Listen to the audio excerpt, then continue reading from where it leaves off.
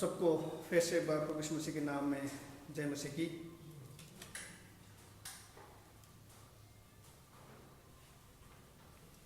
जैसे कि ये समय है कि हम अब प्रभु के वचन को सुनने जा रहे हैं।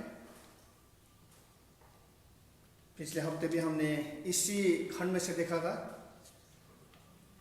और आप सोच रहे हैं कौन सा खंड है। वह है प्रेरितों का हम उसका 4 अध्याय, और पिछले हफ्ते जो देखा था हमने वो है 13 से 22 पद को देखे थे, और आज जो है हम लोग उसके आगे के खंड को देखेंगे 23 से लेकर 31 तक। अगर आप पहली बार इस कलीसिया में जो ऑनलाइन चलाया जा रहा है इसमें भाग ले रहे हैं तो हम आपका तहे दिल से स्वागत करते हैं यीशु मसीह के नाम से, और आप सबको फिर से एक बार जय मसीह की करते हैं।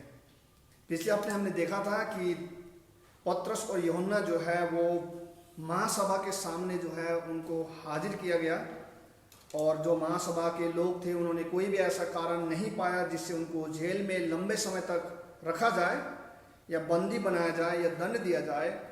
तो कारण ना पाने के कारण उनको वहाँ से छोड़ दिया गया, परंतु ऐसे ही नहीं, धमकी दिखाकर कि यीशु मसीह के नाम से फिर से तुम कभी भी प्रचार ना करना। और उन धमकियों को सुनकर वो लोग अपने रास्ते चल पड़े, वहाँ से निकल गए और बाहर चले गए। और अब आगे क्या होता है वो परमेश्वर का वचन कुछ इस प्रकार से बताता है। तो आइए हम लोग पहले खंड को पढ़ेंगे, उसके बाद फिर प्रार्थना करेंगे, उसके बाद इसकी व्याख्या को देखेंगे। तो मैं कलीसिया से अनुरोध करता हूँ कि परमेश्वर के वचन के आदर के लिए वो अपने स्थान में खड़े हो जाए। आपके पास कोई भी भाषा का बाइबिल हो आप लोग खोल सकते हैं या आप लोग ध्यान से सुन सकते हैं और हम लोग इस वचन को देख सकते हैं। अब इस प्रकार से लिखा हुआ है, जब उन्हें वहां से छोड़ दिया गया तो वे अपने साथियों के पास गए और जो कुछ मुख्य याजकों और प्राचीनों ने उनसे कहा था उनको सुना दिया। जब उन्होंने यह सुना तो एक चित होकर उच्च शब्द से परमेश्वर को पुकारा, हे प्रभु, तूने ही आकाश और पृथ्वी और समुद्र तथा सब कुछ जो उनमें है बनाया। तूने ही पवित्र आत्मा के द्वारा अपने सेवक हमारे पिता दाऊद के मुख से कहा, गैर यहूदियों ने रोष क्यों किया और देश देश के लोग व्यर्थ बातें क्यों करते हैं। प्रभु के विरोध में और उसके मसीह के विरोध में पृथ्वी के राजा उठ खड़े हुए और शासक एक साथ एकत्रित हो गए, क्योंकि सचमुच तेरे पवित्र सेवक यीशु के विरोध में जिसका अभिषेक तूने किया, हेरोदेस और पुन्तियुस पिलातुस भी गैर यहूदियों और इजरायलियों के साथ इस नगर में एकत्रित हुए कि वे करें जो कुछ तेरे सामर्थ और योजना में पहले से ही निर्धारित किया गया था। अब हे प्रभु, उनकी धमकियों को देख और अपने दासों को यह वरदान दे कि तेरे वचन को पूर्ण निर्भयता से सुनाए। तू चंगा करने के लिए अपना हाथ बढ़ा और आश्चर्य कर्म और चिन्ह तेरे पवित्र सेवक यीशु के नाम के द्वारा किया जाए। जब वे प्रार्थना कर चुके तो वो स्थान जहां वे एकत्रित थे हिल गया और वे सब पवित्र आत्मा से परिपूर्ण हो गए और परमेश्वर का वचन निर्भीकता से सुनाने लगे। आइए हम लोग प्रार्थना करें। प्रभु, हम आपका धन्यवाद करते हैं। बल, सामर्थ, विश्वास, निर्भीकता, ये सारे चीजें आपसे आती हैं। हमारे धन, हमारे पदवी, हमारे रिश्ते या हमारा दल के ऊपर डिपेंड नहीं है। इसलिए प्रभु, जब आपके वचन की व्याख्या किया जाता है आप हम सबको समझने की शक्ति दें, ताकि प्रभु हम इसको नकारात्मक रूप से नहीं परंतु सकारात्मक रूप से समझ सके कि आप कहना क्या चाह रहे हैं। हमारी जिम्मेदारियों को हम समझ सकें इससे पहले कि प्रभु हमारा श्वास इस शरीर से या इस शरीर को छोड़कर चले जाए। प्रार्थना प्रभु यीशु मसीह के नाम से मांगते हैं। सब लोग अपने स्थान में बैठ सके। जैसे कि हम लोगों ने इस वचन को पढ़ लिया है, और इससे पहले कि मैं इस वचन को व्याख्या करूं, मैं आपको इस वचन का जिस विषय में मैं बातचीत करने जा रहा हूं, जो मुख्य विषय है, उसको मैं आपके सम्मुख रखना चाहता हूं। पहले मैं अंग्रेजी में रखना चाहता हूं, फिर मैं आपको हिंदी में अनुवाद करूंगा। इस प्रकार से इसका टाइटल या मुख्य शीर्षक हमने दिया है, वो इस प्रकार से है, be courage to preach the word. Be courage to preach the word. वचन का प्रचार करने का साहस करो, या वचन का प्रचार करने का साहस करें।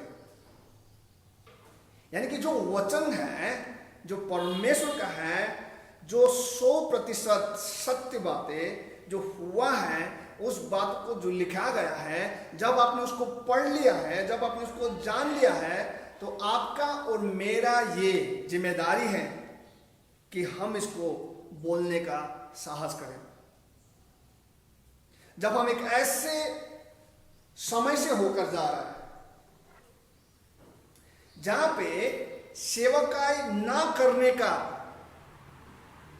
बहुत से सही कारण है, सेवकाई ना करने का, सत्य वचन को न बोलने का, सत्य के साथ खड़ा न होने का बहुत सही कारण हमारे पास है। बहुत सारे ऐसे हमारे पास उद्देश्य है जिससे हम लोग इसके साथ खड़ा ना हो, जिससे आप सत्य को बोलने का साहस खोए।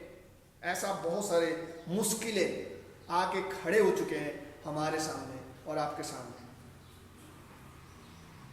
और हम सोच रहे हैं कि अब क्या करें, अब क्या करें, हम कैसे उस साहस को दोबारा प्राप्त करें। या यूं अपने आप से पूछिए कि क्यों हम इस वचन को, जो सत्य है, जो बाइबल में लिखा गया है, इसको हम लोगों को बताएं।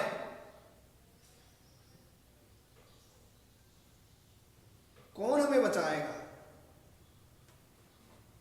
क्या होगा? हम प्रभु के लोग हैं, हम सत्य को जानते हैं और उस वचन को जानते हैं जो वचन यहाँ पे लिखा हुआ है। तो परमेश्वर का वचन आज इस बात को कह रहा है हम लोगों से कि वचन का प्रचार करने का साहस ना खोए, परमेश्वर के वचन को प्रचार करते रहिए। हो सकता है आपके पास सवाल आए कि क्यों, कैसे? बड़ा सिंपल और सुंदर रूप से प्रभु का दास लेखक यहाँ पे कुछ बातों को सिखाता है। वो बोलता है, सबसे पहले वो इस प्रकार से कहता है, वो कहता है क्योंकि परमेश्वर संप्रभु है। The Lord is sovereign. परमेश्वर जो है वो संप्रभु है। कैसे? आइए हम लोग यहाँ पे इन दोस्तों के साथ, जो पत्रस और यूहन्ना जब मिले, तो इनके साथ जो वार्तालाप हो रहा है, जो बातचीत हो रहा है, उसको हम लोग देखें और समझने की कोशिश करें कि ये लोग वार्तालाप क्या कर रहे हैं, बातचीत क्या कर रहे हैं। तो आपको पता चल जाएगा कि कैसे इस बात को लेखक यहाँ पे बोल रहा है, या किस प्रकार से लेखक इस बात को यहाँ पे रखने के द्वारा इस बात को हमें बता रहा है कि परमेश्वर का वचन प्रचार करने का साहस हमें रखना है, क्योंकि हमारा जो परमेश्वर है वो संप्रभु है। किस प्रकार से वो बताता है, यहाँ पे हो क्या रहा है।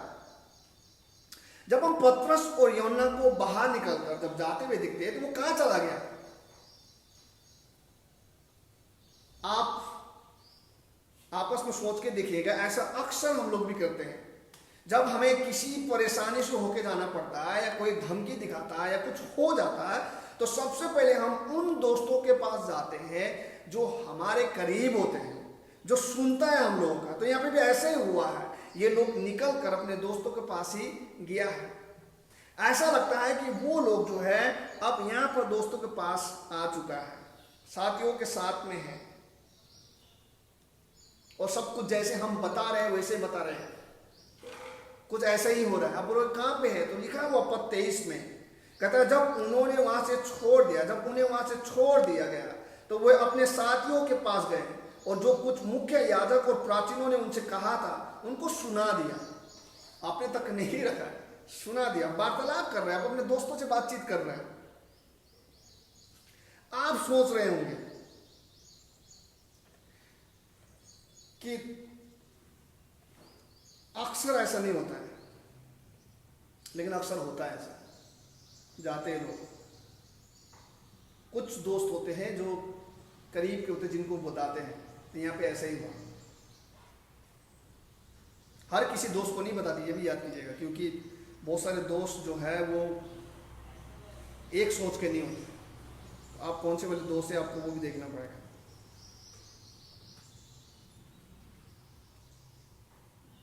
क्योंकि बहुत सारे दोस्त जो है वो बातें सुनने से पहले वो इस बात को देखते हैं कि उसकी सुरक्षा कितनी है उसमें। आपको समझाने के दिशा में नहीं रहता, परंतु अपने आप को बचाने की दिशा में रहता है।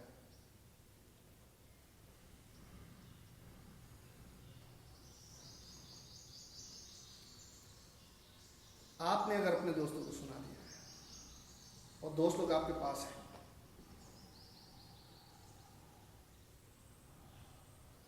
थोड़े देर यहाँ पे रुकिएगा और सोचिएगा, अगर आपके साथ ऐसा होता है और आप अपने साथियों को सुनाते हैं कि मेरे साथ इस प्रकार से लोगों ने की, इस प्रकार से व्यवहार किया, तो आपका कुछ उम्मीद होता है अपने दोस्तों के प्रति, अपने साथियों के प्रति सुनने के लिए कि वो कुछ आपसे कहें, कुछ ऐसी बात जो आपको साहस दे या कुछ ऐसी चीजें जो आपको सलाह दे।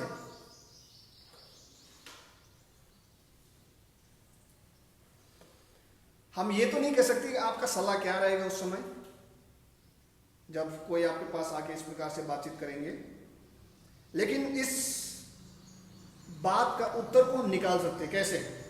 मान लीजिए कि आप वो दोस्त हैं जो इन सारी बातों को सुन रहे हैं, जिसको ये सारी बातें बताया गया कि परमेश्वर ने कैसे चमत्कार किया, जब वो चमत्कार किया तो फिर उसके बाद उसको जेल में डाला गया, पूरा रात जेल में कैसे उन्होंने काटा उसका अनुभव आपको बताया गया, सो पाए न सो पाए, रात भर अनेक प्रकार के सपने आए, फांसी लगाते हुए आया, गोली मारते हुए आया, बहुत सारे ऐसे चीजें सपना आया, और कैसे आपको सुबह सुबह महासभा के सामने प्रस्तुत किया गया और सारे एक से एक खुकार लोग, बड़े अधिकारी वहां पे चारों ओर खड़े थे, कैसे आपको धमकी दिखाया गया और बताया गया कि अगर आपने प्रभु यीशु मसीह के बारे में दोबारा बोला तो ठीक नहीं होगा, या कहें कि सत्य बात को अगर बोला तो ठीक नहीं होगा, तुम्हें चुप रहना है। तो आपका व्यक्तिगत प्रत्युत्तर कैसा रहेगा उस समय? आप सबसे पहले इमेजिन करेंगे कौन व्यक्ति थे वो बोलने वाले, और आपसे अगर ऊपर है, अधिक है, तो आपका प्रत्युत्तर क्या रहेगा? आप सबसे पहले अपने परिवार के बारे में सोचने लगेंगे, अपने बच्चों के बारे में सोचने लगेंगे और उसके सुरक्षा को देखने लगेंगे। अगर सब कुछ ठीक ठाक है और आपके सीमा में है तो आप कुछ करेंगे, नहीं तो आप क्या करेंगे? नहीं तो आप इस प्रकार से बोलते हुए पाए जाएंगे कि देख दोस्त, अब हम कर क्या सकते हैं, हमें तो कुछ समझ में आ ही नहीं रहा है, हम क्या करें। हो सकता है कि आप इस प्रकार से कहें कि कुछ दिन के लिए तू अंडरग्राउंड हो जाओ, छिप जा, किसी से यीशु मसीह के बारे में मत बोलना, किसी को इस सत्य के बारे में मत बोलना, चुपचाप रहो, अपने परिवार का ध्यान दो, कुछ दिन तक किसी की बात मत करना जब तक मामला ठंडा ना हो जाए। परमेश्वर सब कुछ जानता है, तेरे परिस्थितियों को जानता है। परमेश्वर ये नहीं बोलेगा कि तू सुसमाचार क्यों नहीं सुना रहा है, या परमेश्वर ये नहीं बोलेगा ये सत्य बात तुझे मालूम था तो तूने क्यों नहीं बताया। परमेश्वर नहीं पूछेगा क्योंकि तू मुश्किल में है, क्योंकि परमेश्वर इस बात को कहता है कि अपने अधिकारियों की बातों को सुनो, मानो। तो प्रचार न करने के द्वारा, सत्य बात न बोलने के द्वारा भी तुम अपने अधिकारियों के कहे हुए बातों को मान रहे हो, इत्यादि आप कहेंगे उस समय, इत्यादि आपके मन में आएगा, इत्यादि आप करते हुए पाए जाएंगे। लेकिन एक व्यक्ति, एक ऐसे लोग जो परमेश्वर के भय में जीवन जीते हैं, परमेश्वर के डर में जीवन जीते हैं, उसके साथ जब उसका जीवन चलते हुए पाया जाता है, अगर ऐसे व्यक्ति के पास अगर आप जाते हैं तो उनका जो प्रत्युत्तर है वो टोटल अलग होता है। और वही चीज लेखक यहाँ पे बताने की कोशिश कर रहा है कि परमेश्वर के वचन को सुनाने का साहस रखो, क्योंकि परमेश्वर जो है वो संप्रभु है। और इसी बात को लेखक यहाँ पे जो है उसके दोस्तों के माध्यम से बोलते हुए बातों को दिखा रहा है। कैसे? यहाँ पे देखिए कि उसके दोस्तों का प्रत्युत्तर क्या है, वो क्या कहता है। वो सबसे पहले इस बात को कहता है, एक चित होकर उन्होंने परमेश्वर को पुकारा। जो लोग थे वो सब लोग मिलकर इन बातों में ध्यान नहीं दिया कि किसने बोला, कौन बोल रहा है, इस बात में ध्यान दे रहे हैं। वो बोले कि आओ मैं हम लोग आपस में बातचीत करके हम इस बात को देखें। परमेश्वर को उन्होंने पुकारा, यानी उन्होंने सबसे पहले परमेश्वर को पुकारा, यानी परमेश्वर से प्रार्थना की। हम लोग ऐसा नहीं करते हुए पाए जाते, हम लोग कुछ और ही सोच रहे होते। तमाम प्रकार के ध्यानों को देख रहे होंगे, तमाम प्रकार के संस्थाओं को देख रहे होंगे, तमाम प्रकार के रिश्तों को हम देख रहे होंगे कि कौन हमारा मदद कर सकता है। फोन लगा रहे होंगे चारों ओर टोल फ्री नंबर में, लेकिन यहाँ पे ये लोग क्या कर रहे हैं? ये परमेश्वर से प्रार्थना करते हुए पाया जा रहा है, परमेश्वर से गुहार कर रहा है। क्यों? क्योंकि इनको ये मालूम है कि हमारा जो परमेश्वर है, जिसके बारे में न बोलने के लिए, जो सत्य जो है जिसके बारे में न बोलने के लिए बोला गया है, वो परमेश्वर जो है वो संप्रभु परमेश्वर है। वो कहता है कि हे प्रभु, तूने ही आकाश, पृथ्वी, समुद्र तथा सब कुछ को उसमें जो है बनाया है। देखिए कितना सुंदर पद यहाँ पे लिखा हुआ 24।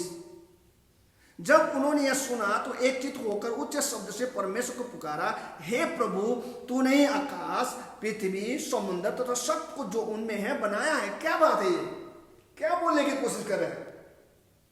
यहां पर ये लोग अपने दुखड़ा को नहीं सुना रहे कि कितना मुश्किल से होके गया, कितना दर्द हुआ या कितना डरे हुए, इन सारी बातों को यहां पर नहीं बोल रहे, इस बात को नहीं कह रहा है, परंतु इस बात को वो लोग याद कर रहे हैं कि परमेश्वर तू है, तूने ये सारा चीज सृष्टि की है, तू इसका मालिक है। ये नहीं जो बोल रहे हैं हमें, वो इस प्रकार से कहने की कोशिश कर रहा है कि प्रभु सारा चीज में जो अधिकार है इस संसार वो तेरा है। ये कौन लोग हैं जो अधिकार जताने की कोशिश कर रहा है, जो हमें तेरे बारे में नहीं बताने के लिए बोल रहा है? हम तेरे लोग हैं, तेरा अधिकार हमारे जीवन में है, तो तू बता अब क्या हम तेरे बारे में ना बताएं? क्या यह संभव हो सकता है? वो इस प्रकार से बातचीत कर रहा है अपने दोस्तों के साथ, इस प्रकार से वो एक दूसरे को उत्साहित कर रहा है और इस प्रकार से वो बताने की कोशिश कर रहा है कि जिसका अधिकार सब कुछ के ऊपर है, जिसके अधिकार से, जिसके नियंत्रण से कुछ भी चीज बाहर नहीं है, यूं कहे कि सब कुछ उसका है और उसने ही बनाया है और सब कुछ उसी की महिमा के लिए बनाया गया है, और उसके बारे में ना बताए। वो कहता है कि हमारा प्रभु जो है वो ऐसा वैसा प्रभु नहीं है। यहां पर सारे लोग मिलकर परमेश्वर के संप्रभुता के बारे में बातचीत कर रहा है। प्रभु तूने आकाश को बनाया, तूने हर एक चीज सृष्टि की है, मानव का सृष्टि की, हम लोगों का। हम इस बात को बता के रहेंगे। आप और हम किस प्रकार से सलाह दे रहे हैं लोगों को? सत्य को बोलने के लिए हम लोग किस प्रकार से उत्साहित कर रहे हैं, या हम लोग छिपाने की सलाह दे रहे हैं, डराने की सलाह दे रहे हैं? हम किसकी ओर लोगों को लेके जा रहे हैं, इशारा कर रहे हैं? किसी व्यक्ति के प्रति या परमेश्वर के प्रति?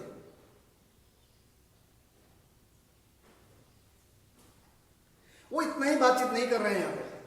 वो इतना ही नहीं बोल रहा है कि परमेश्वर जो है वो संप्रभु परमेश्वर है, परंतु वो इस बात को भी यहां पे स्पष्ट रूप से कहता है कि परमेश्वर के अभिषेक राज्य करता है। जो दूसरा और भी स्पष्ट बात, इस बात कहने की कोशिश कर रहा है, वो कहता है कि the anointed one of God rules. जब हम आगे देखते हैं 25 से लेकर 27 पद के बीच में देखते हैं तो यही बात मिलता है, और इस बात को यहां पे कहा जा रहा है, और यहां पे इस बात को वो आपस में बातचीत कर रहा है। वो इस प्रकार से बोल रहा, ये तो होना ही था। बड़ा सिंपल शब्द समझने की कोशिश कीजिए आप लोग। वहां पे ये लोग डरे और घबराए हुए नहीं है, परंतु इस बात को बोल रहा है ये तो होना ही था। मतलब क्या है इसका मतलब ये है कि वो ये बोल रहा है कि आपको वहां पर पकड़ाया गया, आपको वहां पर डराया गया, आपको धमकाया गया, आपको वहां पर सामने खड़ा कर दिया गया, वो ये तो होना ही था। बड़ा सिंपल है, और ये तो कोई नया घटना है ही नहीं, ये तो संभव था, असंभव ही नहीं है, ये तो होना ही था कि लोग ऐसा करेंगे आपके साथ। क्योंकि ये लोग जिनके बारे में यहां पे कहा जा रहा है और कहना ये चाह रहे हैं कि ये जो लोग हैं,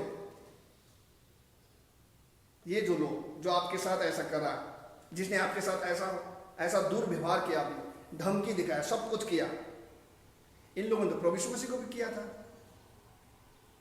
उनके साथ भी दुर्व्यवहार किया। तो आप कौन है? बड़ा अचंभे की बात है।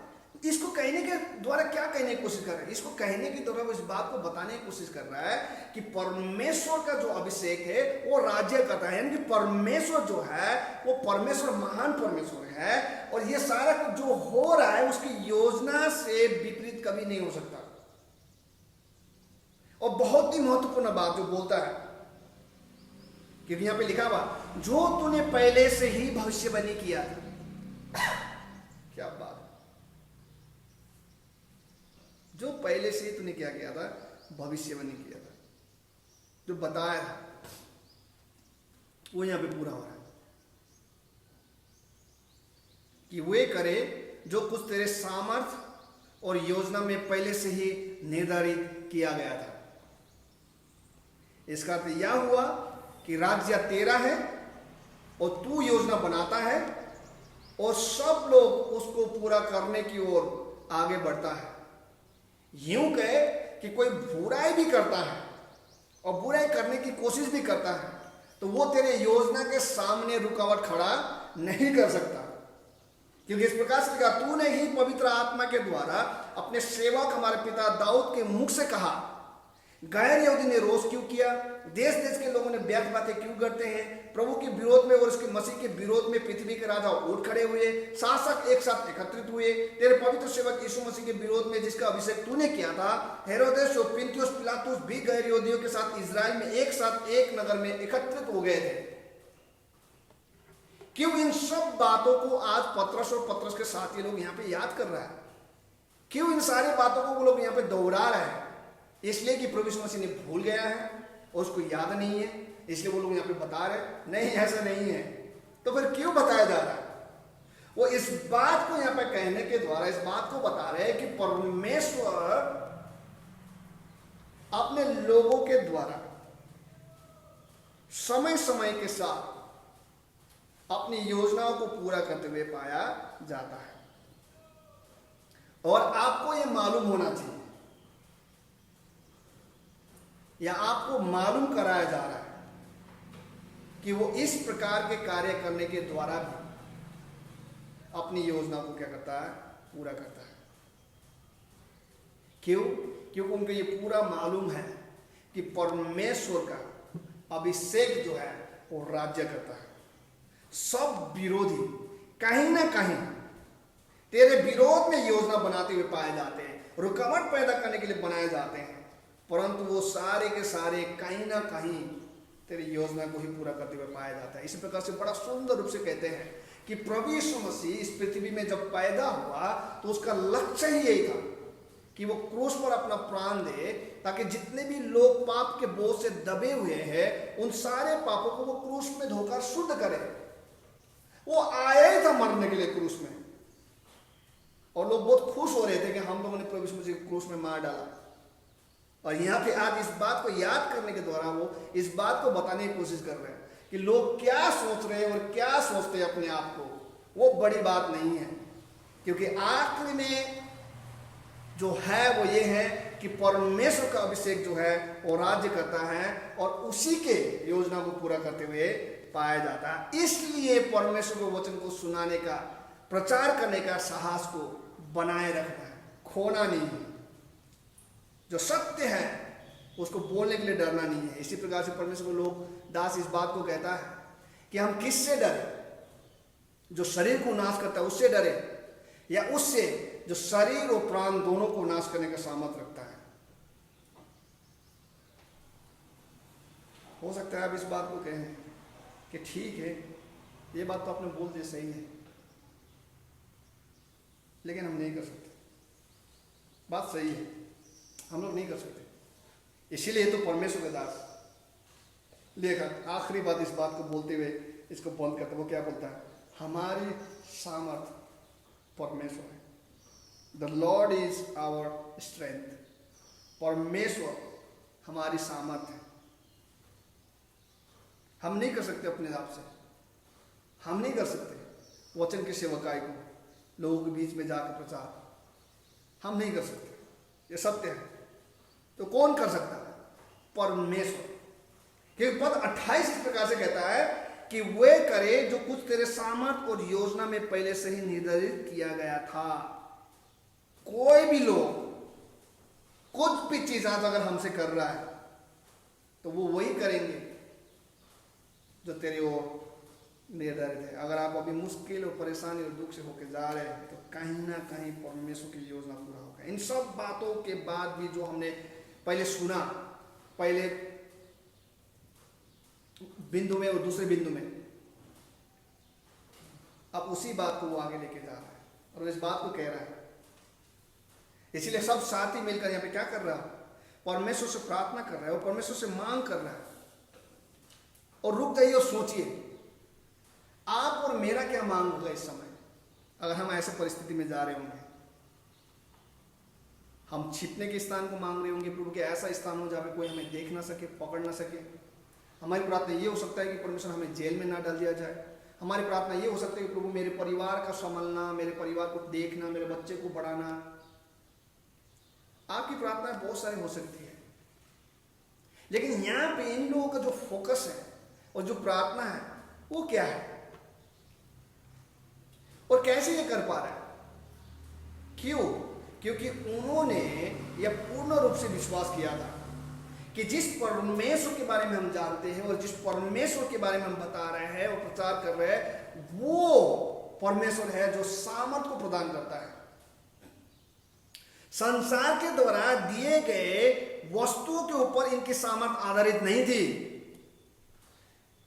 जो कि आप और हमारा हो सकता है। कितनी दफा है, हाँ, हम लोग वचन की प्रचार कर रहे हैं, एक पासवान है, एक सेवा कर रहे हैं, आप लोग बहुत सारे लोग होंगे, लेकिन कितनी दफा है आज भी हम लोग असमर्थ परमेश्वर को वचन को सुनाने के लिए, इसलिए क्योंकि आज भी हम लोग अपने सामर्थ को जो है वो संसार के वस्तुओं के साथ तोल कर देखते हैं।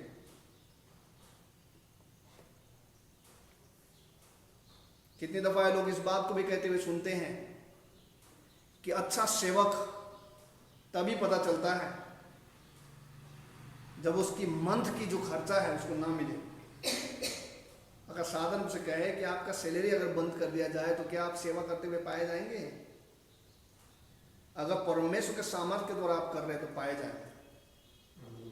कितनी दफा हम इस प्रकार को सोचते हैं कि कम से कम मैं कुछ बड़ा आदमी बन गया होता, या किसी बड़ा दल का भागी होता, या किसी बड़े इंस्टीट्यूट का भागी होता, किसी बड़े चर्च का भागी होता, या किसी बड़े शहर में बड़े लोगों के साथ होते हैं, या किसी बड़े पार्टी के भाग होते हैं, या बहुत ज्यादा पढ़ा लिखा होता, तो मैं सुसमाचार सुना रहा होता, मुझे कोई रोक नहीं सकता।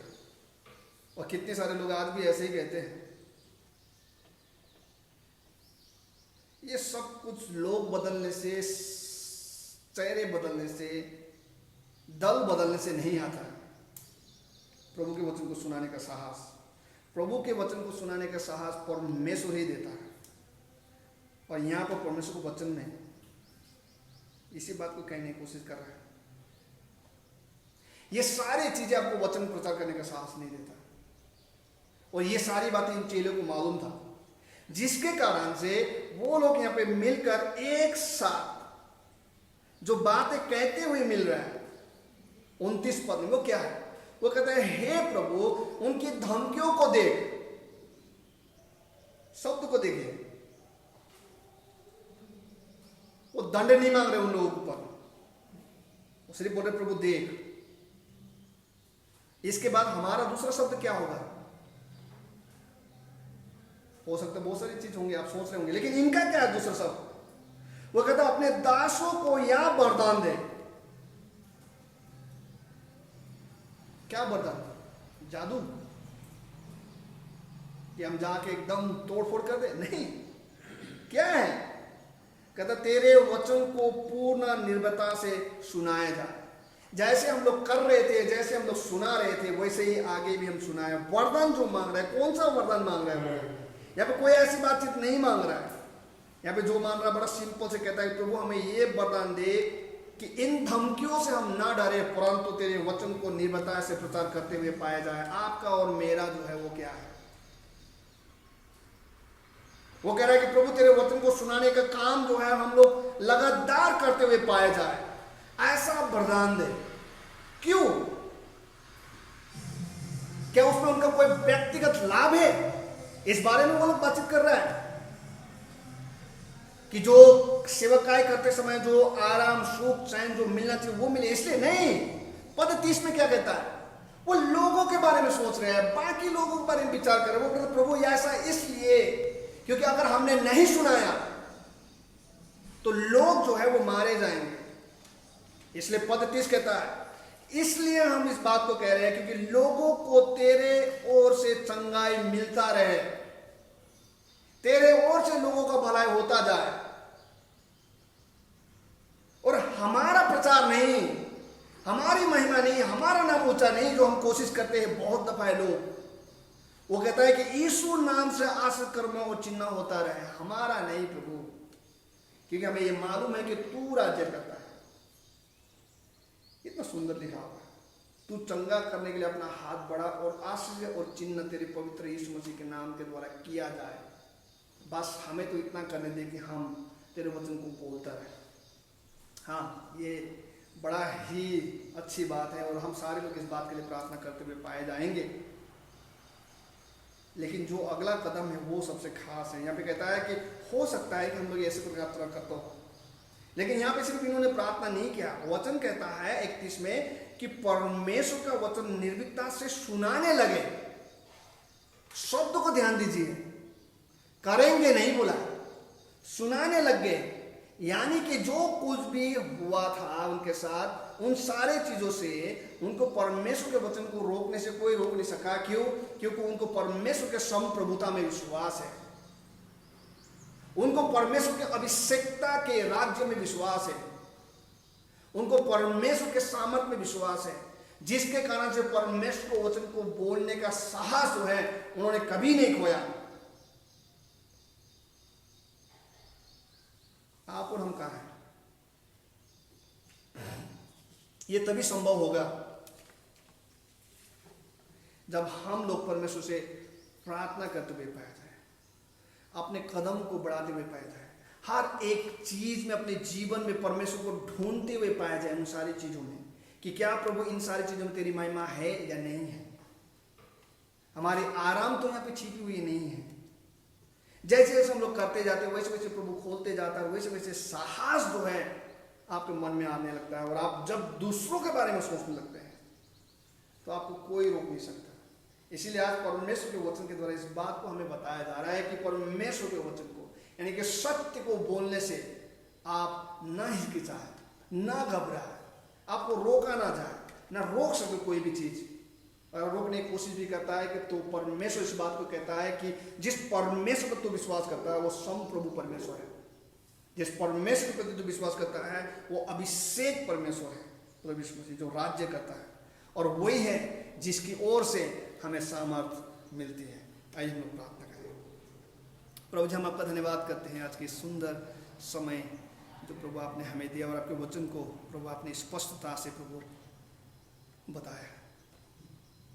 प्रभु जी, हम आपके सत्य वचन को बोलने का साहस कभी ना खोए, इसलिए नहीं कि प्रभु हमारा लाभ उसमें छुपा हुआ, इसलिए ताकि लोग जो है वो आपकी ओर से आशीष पाते हुए पाया जाए।